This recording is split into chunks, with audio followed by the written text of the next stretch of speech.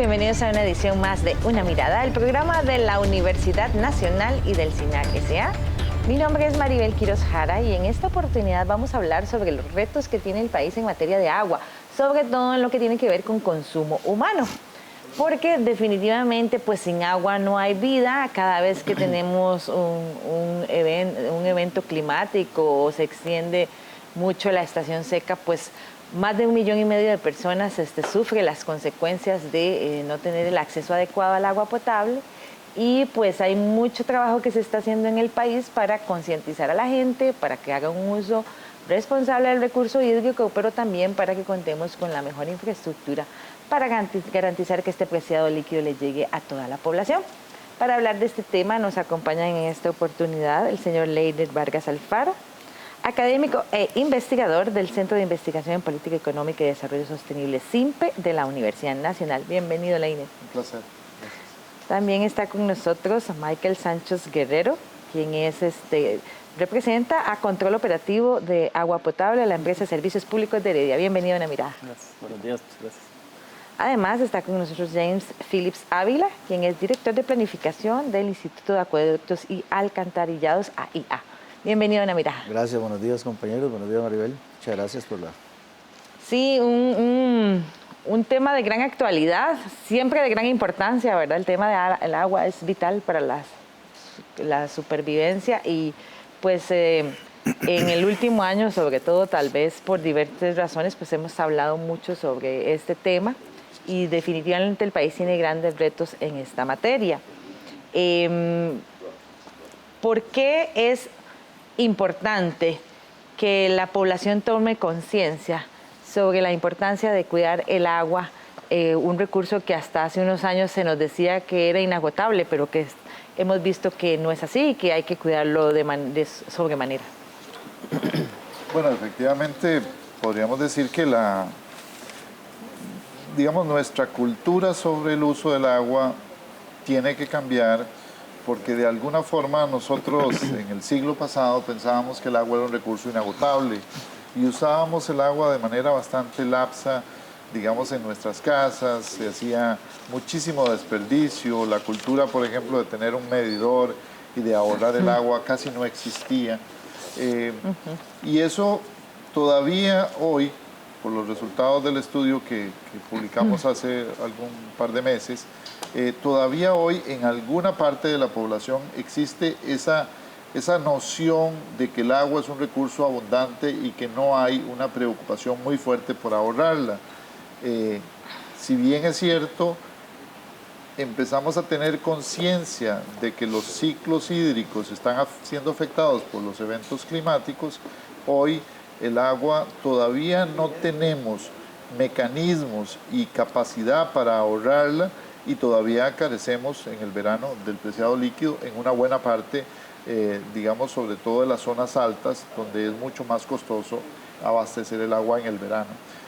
Así que yo creo que hay muchísimo por hablar. Nuestros resultados de la investigación que publicamos muestran algunos de esos datos y me parece que la sociedad costarricense tiene un desafío en este siglo XXI, que es afrontar el cambio climático y las consecuencias sobre el ciclo de agua de una manera muchísimo más directa en los hogares y en el consumo domiciliario. Hace unos años no se acostumbraba a hablar ni se escuchaba por ahí mencionar el cambio climático, ni el calentamiento global, ni la variabilidad climática. Estamos al frente de dos fenómenos que se nos juntaron, por así decirlo. El crecimiento poblacional nos está generando un aumento en la oferta de los recursos hídricos, especialmente el agua dulce, esencial para la vida.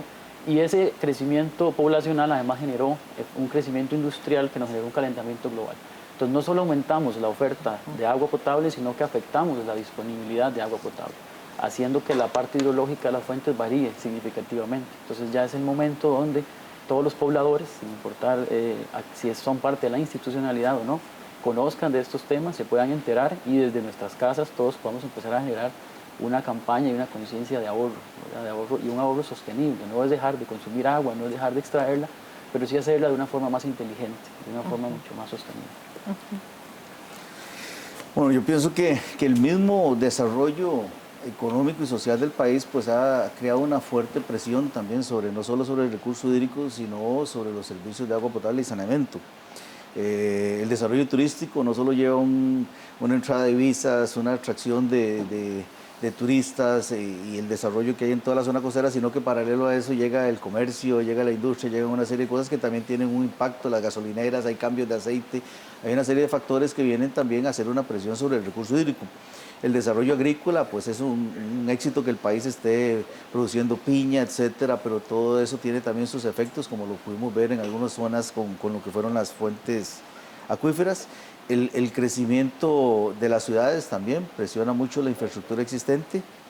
Nosotros hemos llegado a la conclusión de que hay 5 determinantes de la sostenibilidad del servicio de agua. El primero es el recurso hídrico, pero el recurso hídrico por sí solo, ubicado donde está, no sirve. Necesitamos infraestructura para llevarlo a las casas. Después, para hacer esa infraestructura requerimos financiamiento y necesitamos una cultura social para que haga un buen uso de ese servicio. Si la cultura social es de desperdicio, tenemos que invertir el doble de plata para hacer el doble de infraestructura y hacer el doble de recurso hídrico, ¿verdad? Entonces yo creo que como sociedad tenemos que entender que esto es una especie de pacto social, ¿verdad? Donde todos, industria, hogares, empresas de agua también, nos preocupamos porque no hayan los niveles de agua no contabilizada que existen, el MINAE con su aporte en lo que es el cuidado de la fábrica del agua, ¿verdad? Que tengamos siempre esas fuentes de agua que nos permitan dar los servicios. Yo creo que estamos en un momento en que hay muchos sectores ya preocupados por el agua. Yo creo que llegó el tiempo del agua y del saneamiento. Sí, precisamente eso me lleva a mi segundo comentario. En Costa Rica tenemos como dos estados de conciencia en torno al agua que tienen mucho que ver con nuestras estaciones. Cuando tenemos la estación seca, la gente se preocupa, dicen que el agua va a faltar, que el agua se está secando, que las fuentes se están secando y demás. Pero apenas empieza a llover y empieza ya a verse el agua por todas partes y a caer por todos lados, como que ya la gente dice, no, hay agua de sobra. ¿Cuál podríamos decir que es la situación del agua en Costa Rica en este momento? Bueno, yo podría pensar que tenemos una parte de la población consciente del uso, digamos, domiciliar eficiente, diría yo, todavía no inteligente, y un poco parafraseando lo que decías, Michael. Efectivamente tenemos que dar ese salto a que esa conciencia ambiental utilice los datos y la inteligencia que hoy en día las nuevas tecnologías nos permiten tener sobre cuáles son los momentos en donde se desperdicia el agua, porque si nosotros pudiésemos tener información más completa de las empresas, quizás podríamos tener una actitud que, movida por la inteligencia, sea de un uso mucho más racional. Cuando nosotros le preguntamos a la gente si es consciente del cambio climático, nos dice que sí, pero cuando le preguntamos si utiliza, por ejemplo, tecnologías para ahorrar el agua, y le preguntamos específicamente en los usos domiciliares, resulta que las respuestas son contradictorias. Efectivamente tenemos mucho descuido al ir al inodoro, al abrir la llave, e inclusive personas que en medio de una crisis de agua todavía piensan que regar el jardín sin un aspersor es posible en la Costa Rica de hoy. Creo que hay grandes avances y Costa Rica es uno de los países azules, tiene grandes avances en materia ambiental, pero tenemos mucho por hacer en el uso inteligente del agua. Sí, completamente de acuerdo. Ya que hemos conversado, usted ha hablado ahorita sobre la conciencia ambiental. Viendo los resultados de la encuesta que realizaron, en el caso de la SPH, se les preguntó a las personas si les hacía falta el agua en algún momento. Y un 6% dijo que sí, un 6% de los usuarios de la SPH. Pero cuando se les pregunta que si durante la época seca les faltó el agua, un 12% dice que sí. Y uno, bueno, ¿dónde está ese 6% que se quedó callado, verdad? En la primera pregunta, ¿qué pasa? Que tenemos una memoria corta. Como seres humanos se nos olvida esa memoria, no tenemos esa memoria histórica del clima, se nos olvida lo que pasó el verano pasado, mucho más, ¿verdad? Se nos va a olvidar lo que pasó hace 5 años. Las oscilaciones del fenómeno del Niño tienen un periodo de 3 a 5 años, entonces la gente olvida eso, solamente recuerda el peor momento del servicio y quieren tener ese servicio 24/7. Y sí, es un derecho humano, ¿verdad? Todos queremos llegar a la casa, tener agua potable 24/7, Pero si estamos enfrentando fenómenos climáticos que nos reducen la oferta de agua, como medida de adaptación al cambio climático, deberíamos tener medidas también para disminuir el consumo de agua potable en esa época. Y como decía don James, es un tema nacional, es un tema no solamente de abonados domiciliares, sino comerciales e industriales, que somos unidos en una sola matriz. Con el tema del efecto en las fuentes, ¿verdad? A nivel nacional es muy variable, al tener 3 fuentes, los pozos, los ríos y los manantiales. Nosotros tenemos una experiencia particular con los manantiales. Los manantiales siempre recargan un mes después de que empiezan las lluvias, un mes a mes y medio después. Entonces la gente ha generado muchos reclamos, muchas quejas, incluso casos hasta la cuarta defensoría, de que por qué si está lloviendo siguen con racionamientos. Entonces es necesario llevar a la gente a los manantiales, exponerles cómo funciona el fenómeno de infiltración. Entonces hay que ir canalizando. Sí ha habido educación, campañas de ahorro, de sensibilización, pero la educación ahora tiene que transformarse, tiene que dejar de ser subjetiva, ¿verdad? No es ahorremos agua, sembremos árboles, sino ser un poco más objetiva. ¿Por qué hay que sembrar árboles? ¿Dónde hay que sembrar árboles? ¿Qué podemos hacer realmente para aportar al problema? Entonces, yo quería hablar de esos 2 puntos. Bueno, nosotros, creo yo que como país, las nuevas generaciones, yo tengo mucha fe en las nuevas generaciones, creo que vienen muy orientadas a lo que es todo lo que es la protección ambiental, todo lo que es el cuidado del agua, basuras, y vienen muy conscientes de todo eso. Lo que la sociedad tiene que tener muy claro es que, imagínense que si nosotros tenemos que duplicar un sistema de agua para que tenga agua en el verano y después sacarlo de operación y dejar solo el otro, imagínense los costos de infraestructura en los que va a incurrir el país, ¿verdad?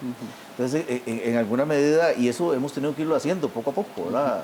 Tratar de duplicar la capacidad productiva, cuando en realidad tenemos que irnos a la otra cola de la ecuación. No solo la oferta, cómo está la demanda, cómo hacemos para influenciar esa demanda.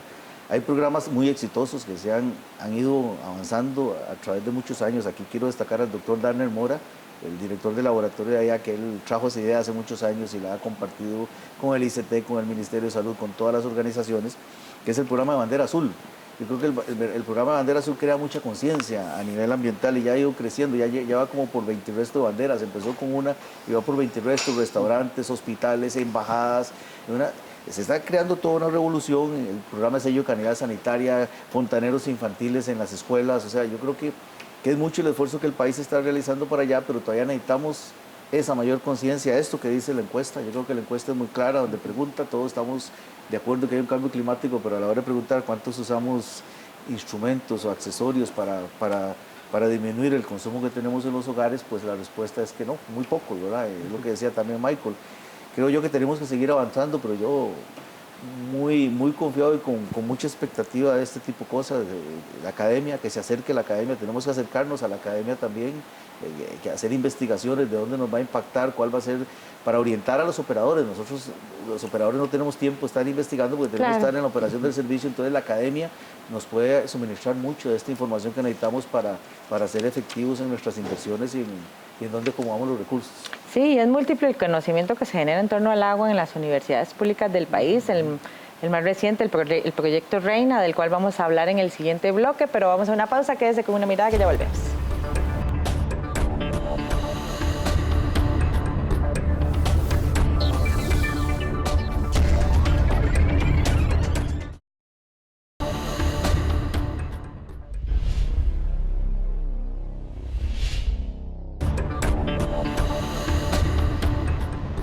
Continúa usted con Una Mirada, el programa de la Universidad Nacional y del CINAR S.A. Hoy con el tema de los retos que tenemos en el país en materia de agua potable, el agua de consumo humano, esa que nos llega a la casa pues todos los días. Al respecto, la Universidad Nacional, en la figura del doctor Leiner Vargas Alfaro, que nos acompaña aquí en el set, hizo una investigación que se denomina Proyecto Reina, Regulación, Innovación y Medio Ambiente, sobre el tema del agua de uso domiciliar. Don Leiner, para seguir comentando sobre este importante tema, tal vez si nos cuenta un poco en qué consistió este Proyecto Reina. Bueno, nosotros tenemos ya un proceso de estudio de los sectores de infraestructura pública y este en particular estaba enfocado a los recursos de infraestructura que se dedican a atender la necesidad de agua potable para uso domiciliar. Obviamente nos preocupaba el uso domiciliar porque es quizás uno de los que está más correlacionado con la calidad de vida de los costarricenses, con la salud pública, por supuesto, y porque además es una de las amenazas mayores que enfrentamos de cara a la adaptación de los cambios en el clima. Y queríamos conocer, por un lado, cuál es la percepción de los usuarios sobre el servicio, sobre la condición actual del servicio. La hicimos, esta encuesta, entre los meses de septiembre y noviembre para evitarnos que nos contestaran muy ansiosos porque estuvieran muy cerca, digamos, del verano o de recordar situaciones de pérdida del agua, etc. Y además la hicimos con una cobertura nacional, entendiendo que tenemos en el país por lo menos, digamos, 4 o 5 estructuras de gobernanza del agua, ¿verdad? Tenemos a las municipalidades, cerca de 32 municipalidades, tenemos a las asadas, que son muy amplias y muy heterogéneas en todo el país, algunas son muy pequeñitas, otras son de mediano tamaño, y tenemos empresas formales, digamos, tanto la empresa de Servicios Públicos de Heredia como el AIA, que es el ente rector en este campo, pero que tiene además una cobertura muchísimo más amplia. Los resultados, digamos, que queríamos investigar era si había en el proceso de decisión de los usuarios una consistencia entre sus preocupaciones ambientales, la existencia de un modelo regulatorio, digamos, que fija tarifas o precios al agua, inclusive ahora podemos hablar que les preguntamos si están dispuestos a pagar una tarifa verde, etcétera, y el uso. Es decir, la experiencia del uso, si nos dice realmente que es consistente el usuario al abrir la llave, al ahorrar o no el agua, al usar en distintas cosas en la casa el agua. Y bueno, los resultados nos dieron de alguna manera la razón, algo que se ha visto en otros temas también en relación con el ambiente, que una cosa es el conocimiento y la percepción de algo, y otra cosa es la realidad, es la actitud de tomar decisiones cuando de verdad necesito hacerlo. Y creo que el costarricense está en esa etapa todavía, Maribel. Es decir, es consciente, pero no ha tomado la decisión, por lo menos en lo que nos dice la encuesta, de ahorrar, que es un principio fundamental de cara a protegernos del cambio climático, es decir, de poder tener permanencia en la fuente y poder usar el agua como un recurso para las futuras generaciones, porque es muy costoso duplicar la infraestructura y también es muy costoso para las familias pagar un recibo de 2 o 3 veces lo que hoy pagan. Así que creo que la solución del ahorro es la mejor de las soluciones. Uno de los puntos que abordó la encuesta en el marco del proyecto Reina es el acceso al servicio y la calidad del agua. Una de las conclusiones en ese sentido es que si bien tenemos un servicio de agua potable bien consolidado, hay rezagos en el acceso y la calidad del líquido a nivel nacional. ¿Por qué? Bueno, porque hay algunas provincias, sobre todo costeras, que han tenido históricamente un rezago, no solo en agua, pero pues aquí estamos preguntando en materia del agua. Limón, en particular, en la zona del Atlántico, muestra la condición de la población donde más, digamos, falta el servicio. Cuando digo falta el servicio, es decir, que todavía falta cobertura por llegar, es decir, que hay mucha población lejana abasteciéndose a partir de pozos o inclusive mecanismos tradicionales. Y tenemos que recordar que aquí no solamente están nuestras zonas indígenas, ¿verdad?, la zona de Talamanca, sino que tenemos poblaciones muy alejadas, en donde todavía inclusive la organización asada todavía no logra, digamos, conjuntar un mínimo de clientes suficientes como para que el servicio se pueda proveer de forma integrada. Pero en materia de calidad, la calidad tiene como dos dimensiones que se preocupa al usuario. Una es que el agua esté parcialmente contaminada o que venga con algún nivel de deterioro, y la otra es que falte el agua. Y ahí sí tenemos una situación muy particular, y es que en Guanacaste y en San José es donde más se indica que falta el agua. Es consistente con la situación de la época seca, en donde hay sí, como bien decías, más de 1 millón de costarricenses que siente que no tiene un servicio 24/7 como debería de ser. Esos son hallazgos que nos dejan decir que si bien Costa Rica podría estar por encima del promedio de América Latina en casi todos esos indicadores, pues tenemos que tomar cartas en el asunto antes de que la situación se nos desborde. Sí, nosotros hemos repasado un poco los resultados de la encuesta. De hecho, lo agradecemos. Yo creo que es importante que hayan esos esfuerzos. Nosotros mismos, la Contraloría, la ARECEP, hacen encuestas puntuales también de lo que son la prestación de servicios y a veces no todas llegan a una misma conclusión, pero básicamente en muchas cosas nos dan una ruta de las cosas que tenemos que mejorar. Nosotros hemos puesto mucho la mirada a un rezago de infraestructura que se dio en el país, que todos lo conocemos, porque no fue un rezago solo en materia de agua, sino fue en materia de hospitales, carreteras, muelles, aeropuertos, etcétera. Hubo una época de muy escasa inversión, ¿verdad? Creo que el último hospital que se había construido en Costa Rica era el Hospital México en el 72 y el siguiente fue el de Alajuela y el de Heredia hasta 30 años después, ¿verdad? Igualmente el último muelle que se construyó fue el muelle alemán en Limón y ahora hasta ahora que llegó a ATM, y la última carretera fue la del Surquí hasta ahora que llegó la 27, ¿verdad? Entonces eso no es que se eximió, fue lo que llaman la década perdida de Latinoamérica, eso es un cuento muy largo, entonces acumuló un rezago en materia de infraestructura en muchos campos del quehacer nacional. Bueno, el agua no se escapó de eso, ni el saneamiento.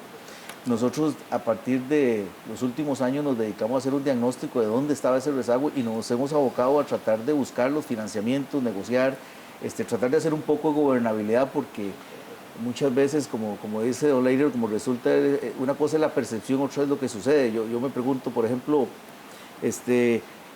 ¿cuándo una carretera es buena? ¿La 27 es buena o mala? Yo le pregunto, depende. Si usted quiere llegar en 2 horas a la Caldera, esa carretera está perfecta, pero si usted quiere llegar en media hora a esa carretera, hay que hacerle algo. Bueno, ¿cuánto es lo que cuánto es lo que el país quiere en materia de agua? Eso no se tenía claro, pero hoy en día tenemos el derecho humano al agua potable y saneamiento que nos da una ruta, tenemos los ODS que los firma el gobierno de la República, donde dice, bueno, estos son los compromisos y con base en esos compromisos uno puede determinar cuáles son los planes que los operadores tenemos que hacer para llegar a cumplir eso. Yo creo que eso da una ruta de gobernabilidad. Hemos trabajado en las políticas de agua, de saneamiento, de asadas para tratar de determinar un poco hacia dónde vamos. Pero en fin, el asunto de la infraestructura que a fondo nos dedicamos hoy en día, el AIA, hay veces cuesta llegar y decir, pues es como decir, tengo eso, pero todavía no está. Hemos logrado amalgamar una serie de programas de inversión casi por $1.000 millones, pero están en ejecución. Todavía no tenemos esa respuesta en la calle, pero sí, efectivamente, desde el censo del 2010 sale que un 6.5 de la población nacional, porque nosotros incluimos 2 preguntas, ¿tiene agua potable? ¿De cuál operador? 4. ¿De quién tiene el saneamiento? ¿Cuál operador?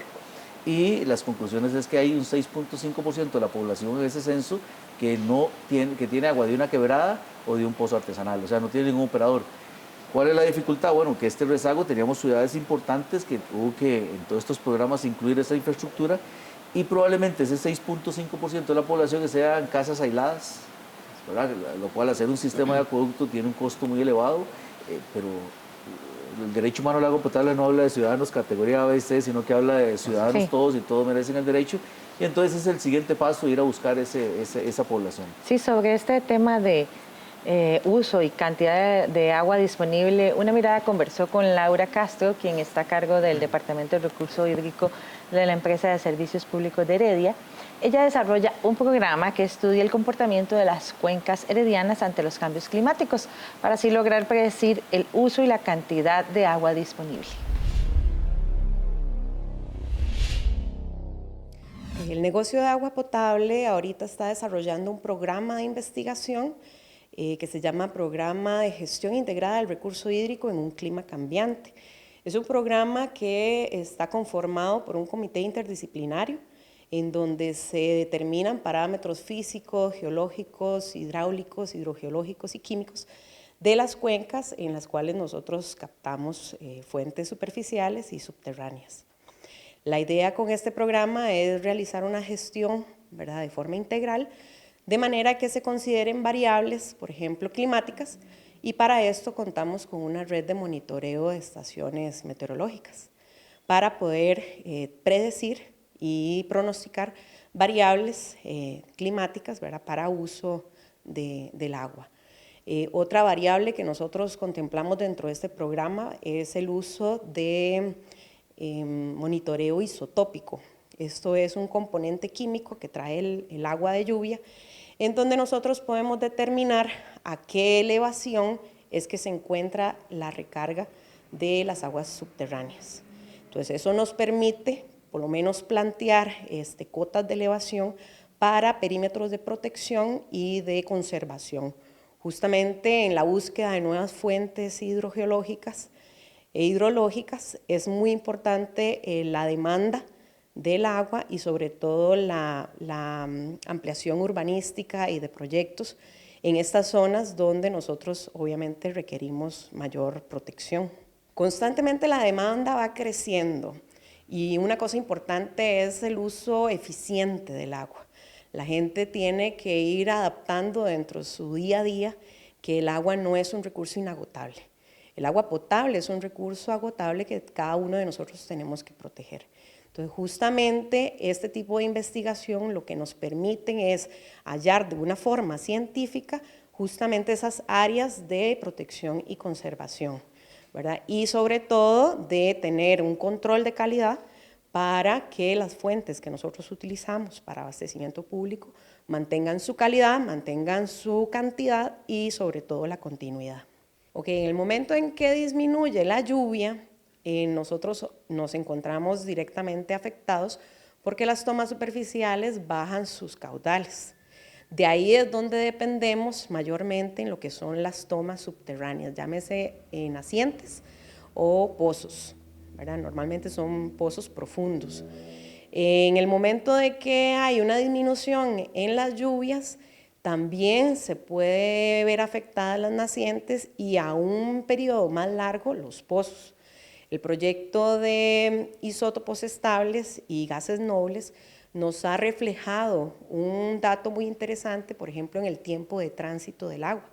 Desde el tiempo en que inicia la infiltración, ¿verdad?, de que la gota de lluvia entra al terreno, al suelo, hasta el sitio donde nosotros lo vamos a utilizar para abastecimiento, se ha descubierto que tiene una duración entre 2 a 70 años.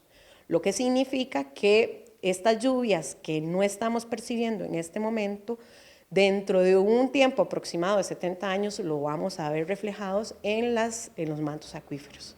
Entonces, es una forma de que nosotros podemos gestionar, obviamente, la operación del recurso hídrico a futuro.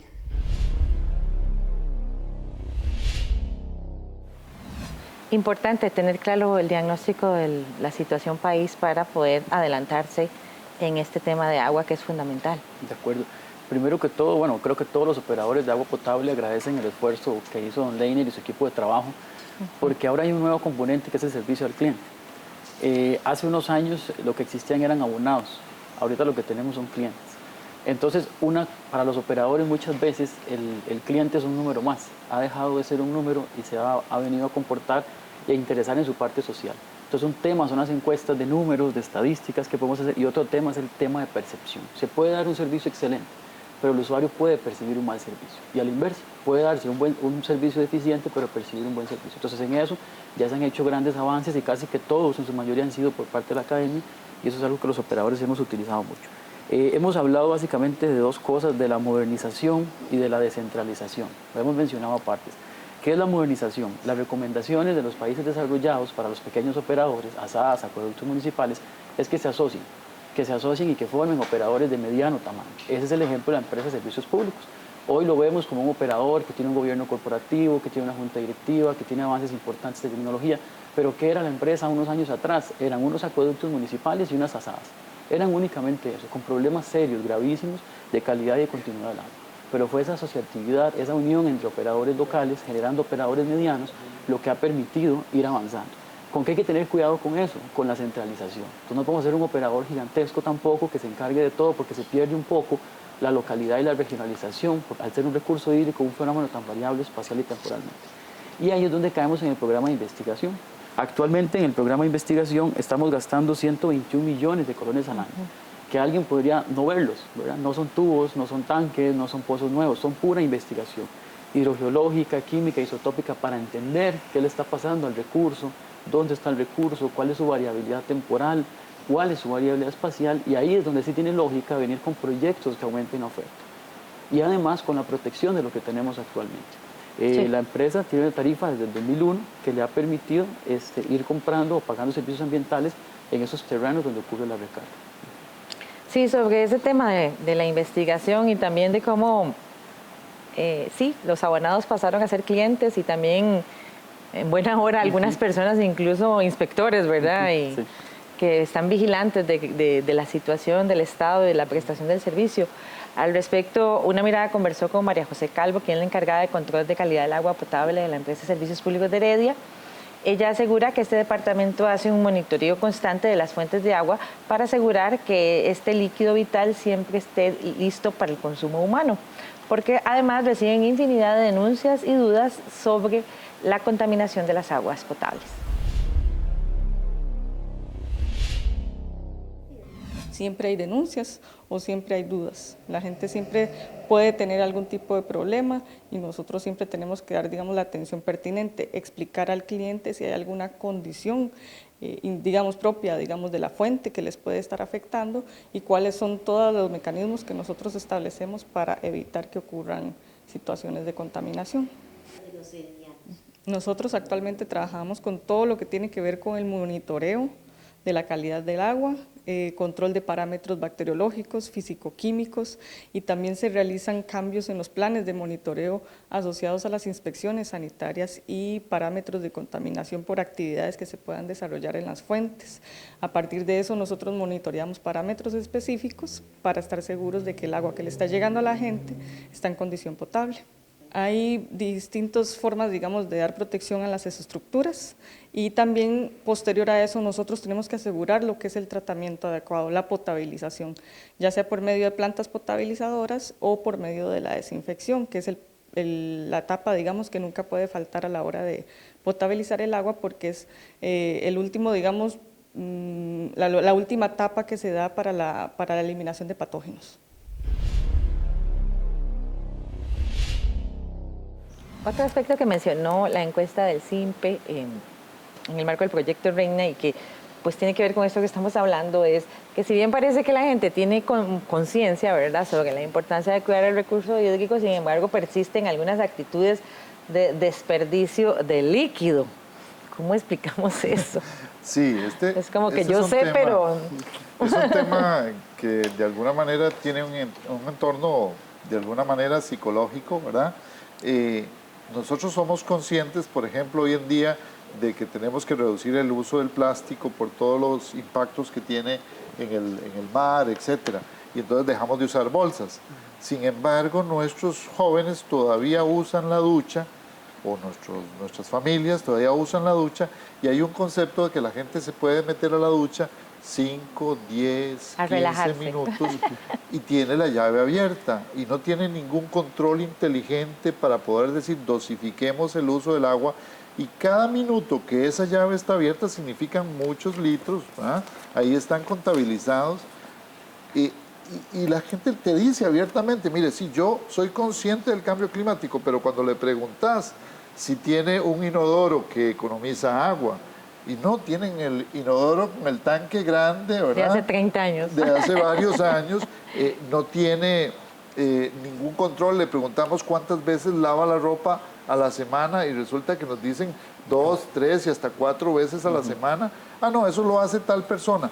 El tema es, le preguntamos inclusive cómo lava los trastos, que es una práctica muy particular a la hora de lavar los platos, y mantienen la llave abierta, sí, porque hay una escasa conciencia de cuántos minutos tengo abierta la llave. Entonces nos preocupa todo este tipo de actitud, y una que todavía queda en la mente de las personas es que todavía hay costarricenses que riegan el jardín con la manguera y sin un aspersor. Sí, eso no puede ser, eso hasta que duele.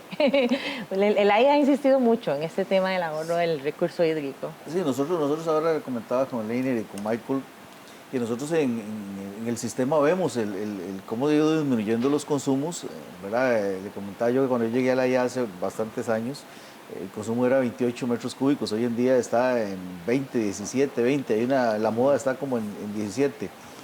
Creo yo que la gente, sobre todo las industrias, tienen una reacción al precio.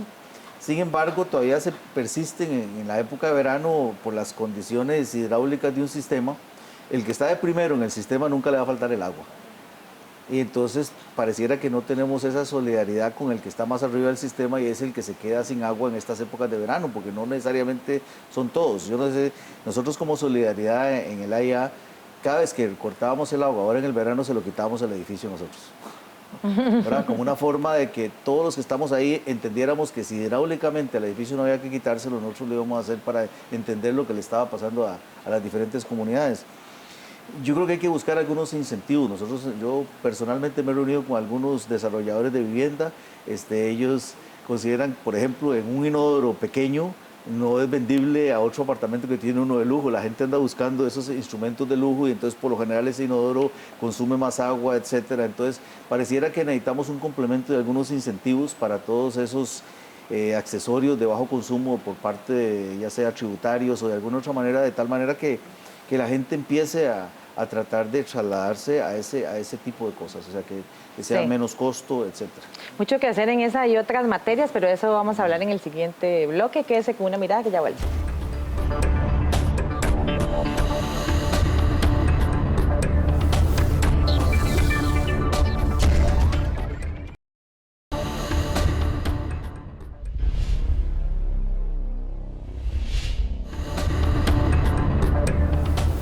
Regresa usted a Una Mirada, el programa de la Universidad Nacional y del SINAC S.A. Hoy con el tema de los retos que tenemos como país en materia de agua para consumo humano. Como vimos a lo largo del programa, pues tenemos claro un poco cuál es la situación nacional en esta materia, ¿verdad? Y la encuesta pues realizada por el SINPE de la Universidad Nacional en el marco del proyecto Reina, pues también nos deja claro que si bien la gente tiene conciencia sobre la urgencia de cuidar el recurso hídrico, pues también tenemos todavía prácticas de desperdicio que afectan el servicio y además de otros retos en materia de infraestructura y demás. Ahora, Leiner, la gente dice que considera que el agua es barata. O sea, para la gente el agua sigue siendo barata e incluso estarían dispuestos a asumir una tarifa verde. Sí, y bueno, hay buenas noticias en ese ámbito, ¿sí? Porque precisamente ya la ARECEP logró, yo diría que escalonar un experimento que se hizo por varios años en la empresa de servicios públicos de Heredia, que fue la tarifa hídrica, ahora a una tarifa ambiental. Y creo que es un avance en la institucionalidad y probablemente va a ser un tema de mucho hablar en los próximos años. Pero las personas conscientemente dicen, si comparo lo que significa mi recibo con lo que significa, por ejemplo, comprar 2, 3, 4 botellas de agua embotellada, pues estoy pagando por el agua en la casa pues un valor que es muy racional. Entre las municipalidades y las asadas se dice que es más barato aún, pero aún en el caso de AIA y en el caso de la empresa de servicios hay una buena parte de la población que dice que el agua es barata, o sea que está sintiendo que el agua no es excesivamente digamos onerosa.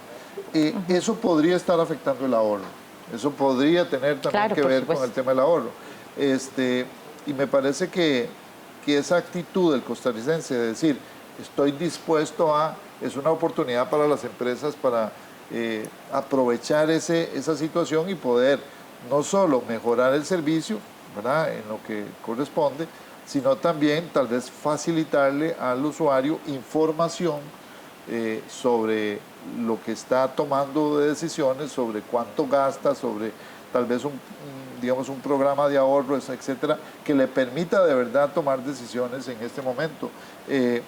Y yo creo que tenemos que ser conscientes en el verano, ¿verdad?, de que nuestro overshooting o sobresalto de consumo debería estar al revés, ¿verdad? Claro. Nosotros no deberíamos de usar tanta agua en el verano.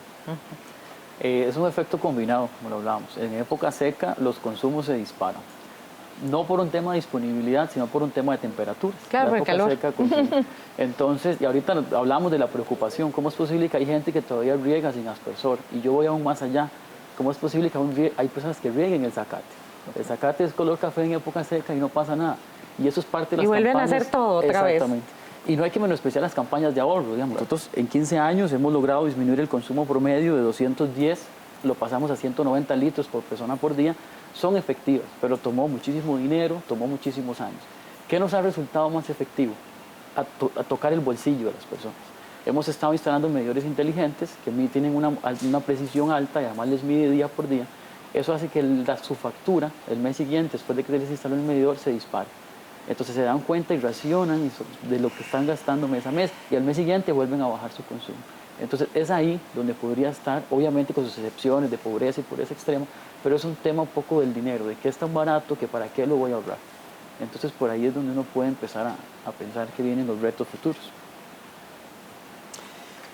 Bueno, en realidad la encuesta es consistente con las encuestas de Contraloría y Arecep, en el sentido de que un 64% de las personas dice que el precio es una de las cosas por las cuales no está satisfecho con el agua, ¿verdad? O sea, queda un 46%, un 36% que estaría en lo contrario. Hay dos cosas. Yo creo que uno de los trabajos que venimos haciendo es el tratar de establecer un subsidio en el agua. Si bien es cierto, el 80% de los consumos domiciliarios pueden hacer un pago mayor del servicio, hay un 20% que no. Entonces, protegiendo ese 20% es que no se toman las medidas de equilibrar el precio del servicio. Entonces, protejamos ese 20%, seamos solidarios el resto que estamos ahí con ese 20% y entonces llevemos las tarifas a un precio que realmente tenga un equilibrio entre el costo y la intención de racionalizar el uso de los servicios, ¿verdad? Que nos permita tener esa infraestructura excedente para estas épocas como el verano y otras situaciones, inundaciones y otras cosas que se pudieran presentar, tener la infraestructura excedente necesaria o complementaria para hacerlo. Otro aspecto que hablamos con la Arecep y probablemente entra para el otro verano, no nos dio tiempo para este verano, es crear un factor térmico en el agua, o sea, una tarifa de verano. Entonces, todos los que queramos lavar el vehículo, los que quieran lavar el vehículo, tendrán que pagar un precio adicional en el momento en que no hay agua.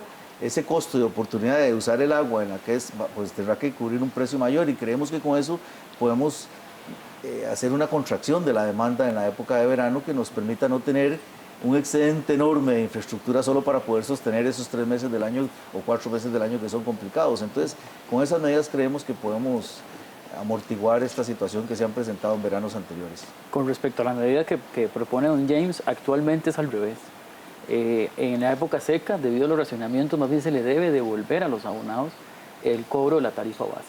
Entonces está un poco en contraposición con el tema de ahorro, ¿verdad? Y se sigue creyendo en el dios operador, el operador que debe resolver a toda costa, sin importar los costos y sin importar la condición climática. Sí. Entonces sí, claro, hay que irse por ese lado de la balanza, generar una conciencia, ¿verdad?, directamente en el bolsillo, siempre protegiendo, por ejemplo, a ese 20% que puede estar en pobreza extrema, que no tiene esa capacidad de pagar por sobre. E insisto, y yo creo que ustedes son conscientes como empresa de la necesidad de aprovechar las nuevas tecnologías, Claro, que hoy en día nos pueden dar información muy precisa, casi que a nivel de detalle de consumo, y quizás alguna inspección domiciliar para poder ayudarle a la población con alguna campaña de que a través del recibo pueda pagar cambios, por ejemplo, en el inodoro, sí, o algunos utensilios que le permitan ahorrar agua, porque creo que el tema, digamos, si bien el precio es totalmente importante,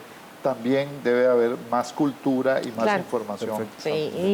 Sí, también hay un grupo de la población que insiste en que tenemos que revisar toda nuestra normativa, nuestra legislación en materia de agua en general y por supuesto pues en el tema de consumo humano particularmente por la importancia que reviste. Al respecto, el diputado del Frente Amplio, José María Villalta, comentó a Una Mirada que actualmente no hay un proyecto de ley de agua, pues el que existía fue desconvocado desde la legislatura anterior. Asegura que hacen esfuerzos para realizar cambios en la Constitución política con el objetivo de proteger el recurso hídrico. Bueno, el proyecto de aguas no ha avanzado en lo más mínimo desde que el proyecto de ley de iniciativa popular fue manoseado totalmente en la Asamblea Legislativa anterior y el gobierno y varias fracciones introdujeron cambios que debilitaron sus objetivos originales por los cuales la ciudadanía presentó firmas. Ese proyecto fue archivado por la Sala Constitucional porque señaló las irregularidades y no se ha vuelto a presentar. Hemos estado trabajando más bien en una reforma constitucional para proteger el agua en la Constitución política como un derecho humano y como un bien público. Y eso está empezando su trámite. Es una propuesta que habíamos trabajado desde hace años y que había sido archivada en el pasado, pero la nueva ley de aguas hasta el momento no ha caminado y estamos trabajando en ver opciones para recuperar la propuesta que se archivó. Estamos conversando con las nuevas fracciones si hay viabilidad política para retomar el proyecto, pero sería un proyecto de ley nuevo. Realmente hay mucha legislación para proteger las fuentes de agua. Lo que pasa es que no se cumple.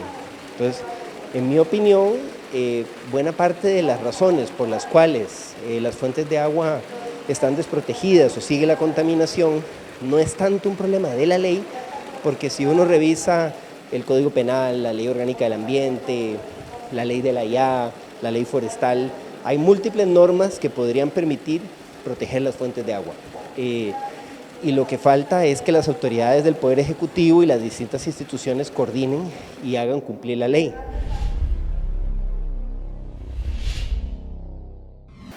Muy importante avanzar en este tema tanto de la protección del recurso como de la modernización de los artefactos y demás que usa la gente para usar el agua y también con el tema del modelo tarifario. Sí, y yo creo que hay un paso adicional que el costarricense nos ha dicho en la encuesta y yo creo que es importante mencionarlo, y es este tema de que está dispuesto pero quiere rendición de cuentas, es decir, quiere que las instituciones hoy a través de las redes sociales, de los mecanismos de interacción social que estamos expuestos todos, el costarricense se ha vuelto más exigente y entonces, si bien está dispuesto, por ejemplo, a pagar una tarifa hídrica, una tarifa verde, como se dice, y enhorabuena que ARECEP ha dado ese paso, digamos, de ponerla a disposición de los operadores, quiere tener un poco más participación, quiere como que lo participen, que le enseñen, que le digan en qué se va a invertir, porque por lo menos en la pregunta dejan claro que no quisieran como más burocracia, sino que haya un efecto real entre lo que se paga y lo que se recibe de parte de la empresa. Me parece que, como decías al principio, don James, el costarricense más joven es todavía más demandante de ese tipo de instrumentos de rendición de cuentas. Sí, de hecho, el 80% de los entrevistados en la encuesta del CIMPE de la Universidad Nacional dice que está de acuerdo para una tarifa verde para proteger las cuencas e implementar proyectos de adaptación al cambio climático, pero con la certeza de que sus recursos se usen para eso. Creo que eso nos deja ver muy bien el nivel de conciencia de la población, en el sentido que sí, estoy dispuesto a pagar, pero si de verdad se va a usar para lo que me dicen que es y no para rellenar otros huequillos por ahí. Eso es todo un tema de transparencia e institucionalidad, ¿verdad? Es bueno aclarar, la ARECEP aprobó esa tarifa para casos específicos o fines específicos. ¿Y en qué consistiría? Solo se puede pagar servicios ambientales, comprar terrenos para conservación y pagar estudios hidrogeológicos para delimitar zonas de recarga y por último, algo muy bueno que incluyó, educación ambiental. El dinero solo puede ir a esos 4 recursos. Al ser incluso una tarifa aparte, entonces tiene su propio marco regulatorio, se revisa su tarifa separada del agua residual y separada del agua potable, como un negocio más, por así decirlo, como la tarifa de hidrantes actualmente. Tiene sus propios ingresos y su propia regulación. Entonces, por medio de la ARECEP se asegura una alta transparencia en el proceso, entonces por ahí es donde se podría solucionar esa parte. Yo creo que al principio, en la primera pregunta, yo hablaba de un pacto social. Sí. Ese pacto social tiene una patita muy importante que son los operadores. O sea, nosotros tenemos un compromiso de ser los que damos el ejemplo. En ese sentido, nosotros habíamos vuelto la mirada mucho a los procesos de financiamiento de infraestructura, de todo eso, porque sabíamos que ese era uno de los lugares donde más se estaba afectando el servicio, pero ahora nuestra mirada ya directa a partir de ahora es revisión. Ya hicimos una revisión de todos los procesos, pero de cara a los servicios al cliente, al usuario, son los que vamos a revisar. O sea, la reparación de fugas, los medidores, etcétera, la atención en las oficinas de los usuarios, de los clientes. Ahí es donde nos vamos a abocar, porque efectivamente los pactos sociales se cumplen cuando hay transparencia y cuando todo el mundo está satisfecho de lo que le tocó a cada parte, ¿verdad? Sí, en este tema del agua, pues es un pacto obligatorio. Sí, O sea, claro. el agua es indispensable para la vida, requerimos del agua potable, ¿verdad? La mejor calidad del servicio para que nuestra población se desarrolle de manera óptima, para que el país siga creciendo. Y pues esto requiere un compromiso de todas las partes. No se vale solo pedirle al operador que el agua esté ahí cuando yo abra el tubo, sino que también en mi casa pues tomemos las medidas para hacer un uso racional y consciente de este preciado líquido. Muchas gracias por acompañarnos. Esperamos que si el año entrante nos volvemos a hablar por este tema, sí, claro, y ya pasaba la estación seca, pues tengamos mejores números de los que tuvimos este año en ese sentido. Muchas gracias a ustedes por estar con nosotros una vez más. Les recuerdo que pueden buscar más información sobre este y otros temas en www.una.ac.cr, y también nos puede ubicar en nuestros perfiles de Facebook, Twitter, YouTube, Instagram, bajo el nombre de Una Comunica, que es la nueva marca informativa de la universidad, en la cual usted va a poder ubicar todos los contenidos de todo lo que produce la Universidad Nacional, todo el quehacer de la universidad en un solo lugar. Búsquelo como Una Comunica y ahí va a encontrar más información sobre estos y otros temas que desarrolla la universidad para mejorar, por supuesto, la calidad de vida del país.